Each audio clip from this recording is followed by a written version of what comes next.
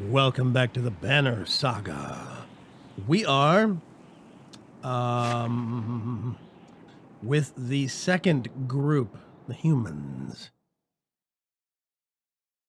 Why can't I? There we go. We're in Frostfeller, and we're having to deal with a particularly crazy person. Apparently the man left in charge of the city is quite mad. So, we're going to make a run at some supplies before we leave. If we can take the supplies, then we can get the heck out of here. I don't think... yeah, I don't have any... I only have like 6 renown anyway, so I don't think I can promote anybody. I think they're all good. So let's head to the supplies. Onif leads you to an inconspicuous building. This is them, he says, to the handful of guards inside who lower their weapons. In a concealed basement, you find an enormous store of food and sundries. Grab what you can, he mutters.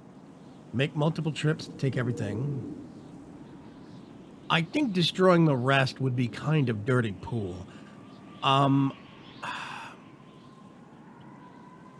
If we do multiple trips, we're going to risk getting caught. I'm going to say take what you can and get out. The entire store of foods would be long enough to, would take a long time to gather. You have each person in the caravan take a pass-through and take what they can before too long. Onif has led you out of the city with his trusted fighters. You prepare to leave the city behind. Ooh, we went from 3... yeah, we went from 3 to 16. And it's time for us to get out of here. Outside the walls, things are a mess. Dredge are everywhere. Unfortunately, they're going...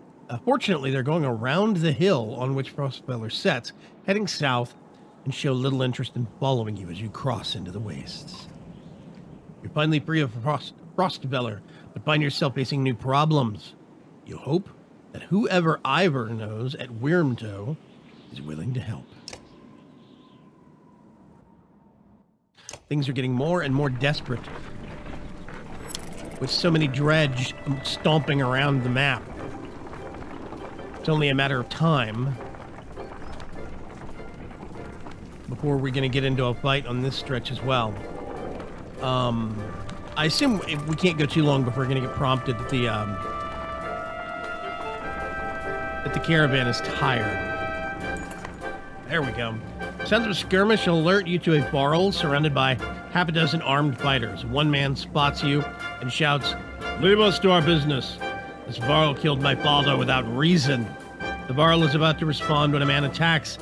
The giant swats the blade aside and silently watches for the next assault. Let us hear what the varl has to say. The varl shrugs as if unconcerned, saying, "This one's father and I had a business deal. He lied, now he's dead." "Lies?" shouts the man. "You murdered him over a lie, you coward?" The men wildly attack the varl, who deflects them well enough, but you're uncertain how long he can keep it up.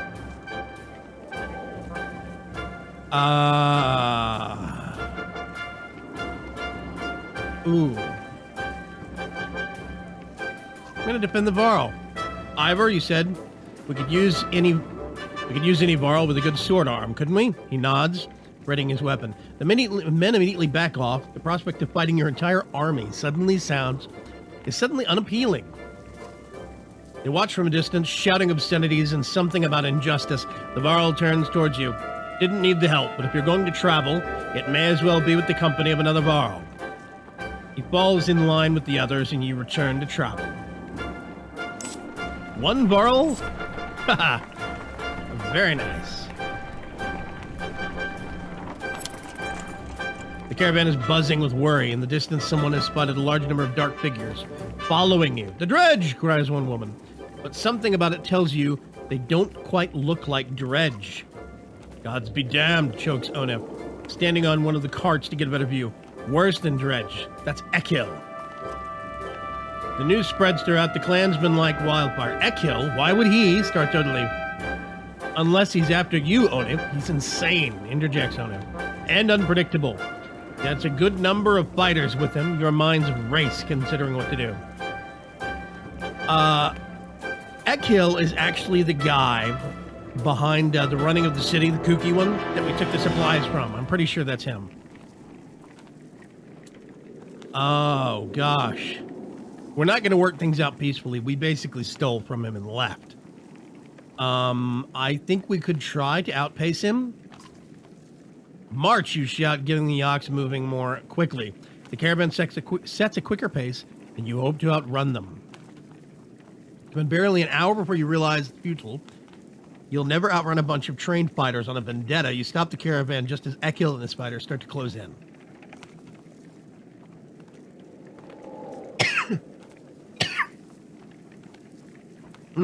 So this guy was basically hoarding supplies and not sharing them. And he was being a bit of a dictator in the way that he was running a city. He was kind of crazy. I'm not sure that going out to meet and talk is going to net us anywhere. So, we could lead a charge and keep him away from the caravan itself. Or, I'm going to try. Go out and meet him to talk. One of your allies leave the caravan at a determined pace. There doesn't need to be bloodshed, you shout as he approaches. "Why work, my good friend," he says, throwing his axe to the ground. "You've come to parley, not kill." "Why would I believe a word you say?" "Rook, we were good friends. What happened?" "You tried to kill us. You just go back to Frostveller and leave us alone." "Ah, Rook, it's your pretty girl. I'm glad nothing happened to her. But the dredge, I mean. My friends, how could I forget everything you've done for me? Broke into my city, took my warriors, took my food, took one of my best men. How are you, Onif? Do they treat you well?" "Shove it up your ass, Echo. If you came out here to kill me, let's get it over with." "Nothing like that. You must know. You must think you know me, or people like me. What did Onif tell you? I'm crazy?" He is crazy. "I haven't survived because I'm crazy. I did what I had to do. Did what had to be done to make it in Frostveller. The only mistake I made was you." "What kind of man are you, Rook?" "You look like an average man to me. A man worried about his daughter, maybe. Just making his way. But then look behind you. How many people is that? They follow you. They fight for you. Why? What kind of man are you?"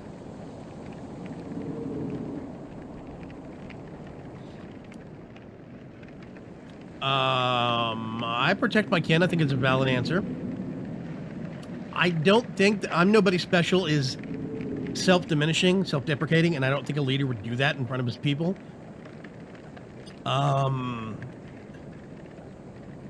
doing my best like everyone else. I think it's fair. The kind who does what needs to be done. Actually, I'm going to go with that. They may have something in common, but unlike me, they gladly follow you. Who do these people think you are? You saved them. You're a hero. Maybe they're more important than who you really are. Maybe that's more important. What's your point, Ekil? I'm your prisoner, Rook. Bind my hands. Frostveller is done. I can't survive there. Thanks to you, my good friends. You may not have cut my throat, but you sentenced us to death. I don't believe that's who you are. This is some kind of an apology? You can't trust me, I know that. Take me and my men as prisoners, if that's what it takes. Ekil looks at the ground, and words come slowly to him. I'm not above begging. We can't have that many prisoners.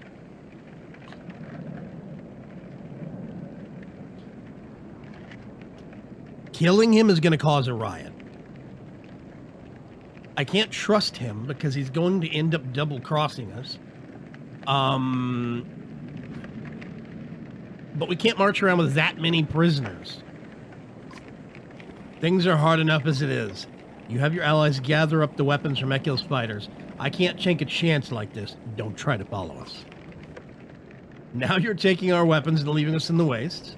Why don't you put a knife in my head the second we meet? Why didn't you put a knife in my head the second we met? Rook, do we not even deserve a good death? Elliot grips your arms tightly.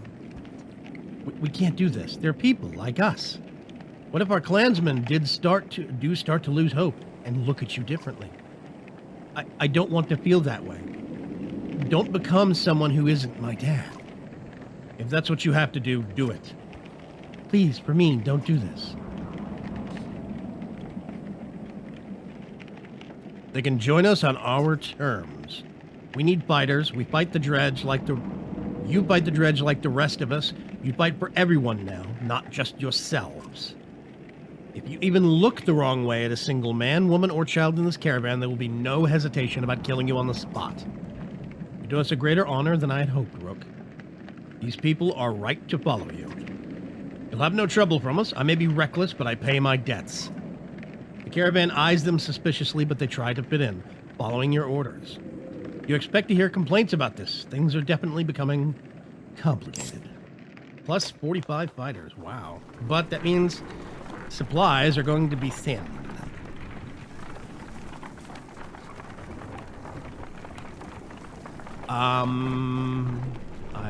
Whoop, never mind. We're pulling in, oh, the Godstone. Yes.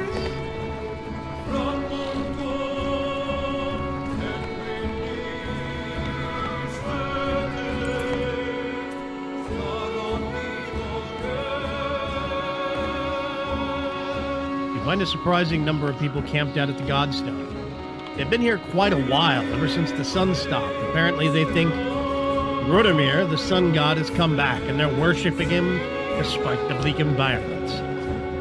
They welcome the caravan, mingling and swapping stories with others while you rest. They have almost nothing of value to trade, but their leader approaches and offers to let you join in their tribute.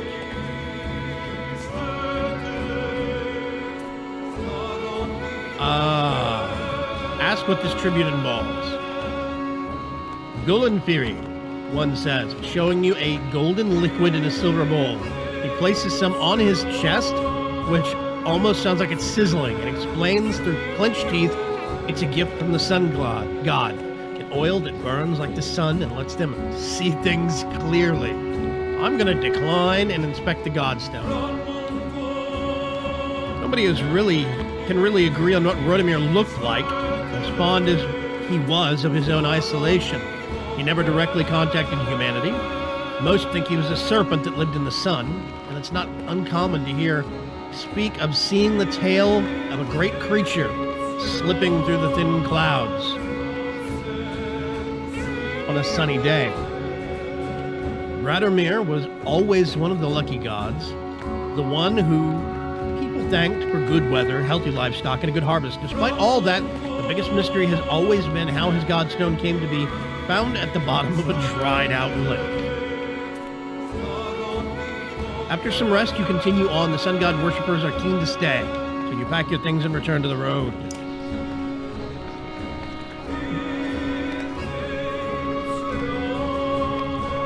I think we're going to have to camp soon after this because morale is getting pretty bad. There's the Godstone right there. I'm actually going to camp right here. There's my little banner. Let's see. We want to rest one. Then I'm going to talk to Ogun. Just take it easy for a while. People are noticing. It's still weird. Well, they've noticed, have they? We're on the edge of dying daily, and you want me to take it easy. The gods, I should be plowing twice as many fields, you understand? Don't get us thrown out of the caravan, Mogan. It's not just you who suffers. Right, so you get married, have kids. Now I'm supposed to settle down too? Yeah? What happened to... The two brothers clam up as you approach. That's right, I've got a kid to take care of. Cool your head, Mogan. Hogan departs, leaving Mogan looking awkward. Rook, what brings you around? I heard yelling. Came to check it out. You come running every time you hear yelling? Must be why you look so tired. Look, it's no secret. I like women, Rook. They like me. They like the scar. Forget it. Listen, all this death, every night half the caravan cries itself to sleep. Pathetic. Come on, Rook, be honest. This is good living. Half the world just tilling soil till they keel over. What kind of life is that? We're lucky. You could go your whole life with no goals, no purpose, nothing to fight against but boredom and hunger. I'm glad for all of this. See, it says Mogan is talking. But it's basically, I'm assuming this is my response. I'm not sure I agree. Look at it like this. We're fighting to the death almost every day, yeah? You can curl up in a little ball of fear. You can go hide in the woods, eating nuts and appreciating leaves or some nonsense. Or you can enjoy the struggle. Know which one I pick. Anyway, just so you know, I'd never go for a let, promise you that. Or Odley. All yours. Appreciate it, Mogan. You depart unsure whether your opinion of Mogan changed for the better or for the worse. It's a little weird. So apparently he likes the ladies. We did sleep. We don't have any training to do. Let's move on. Morale did not improve at all.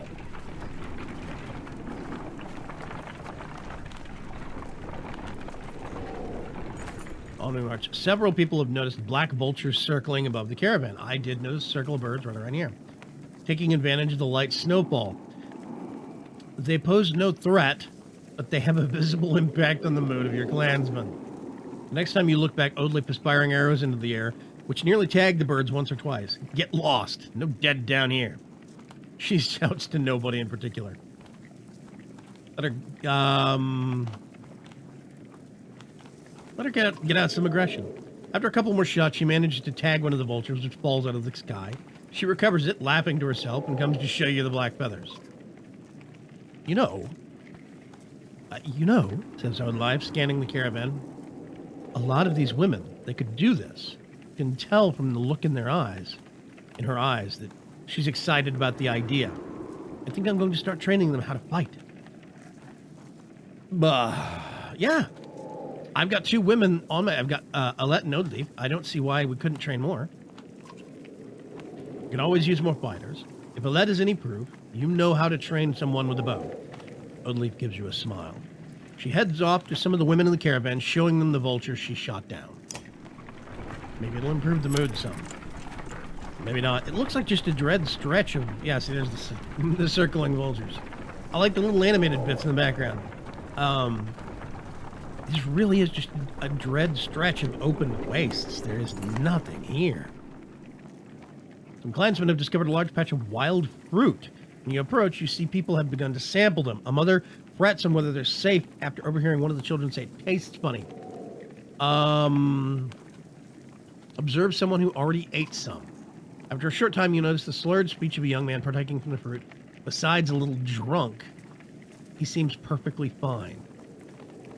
I'm going to discourage. Many clansmen follow your lead while others continue eating and collecting. Later that day, a few fruit-stained peasants stumble around with drunken grins. Apparently the fruit was fermented, not poisonous. +5 supplies. We are running out of time and food. And the mood is not improving. Poor morale. Is there anything better on the horizon? 7. Oh, here we go. Ahead you find what appears to be a good number of peasants surrounded by brigands. One of the armed men looks over his shoulder and says, "Gods be damned, this is all I need. Listen, don't interfere." And one of these supply wagons is yours. While remaining silent, the peasants plead to you with their eyes. Back away from these people or die. The man turns completely towards you, shaking his head. I had a feeling you'd be that type. That's all he says before the brigand rushes you. We've got a fight on our hands. Yes. I'm going with the same... Yep. Going with the same composition.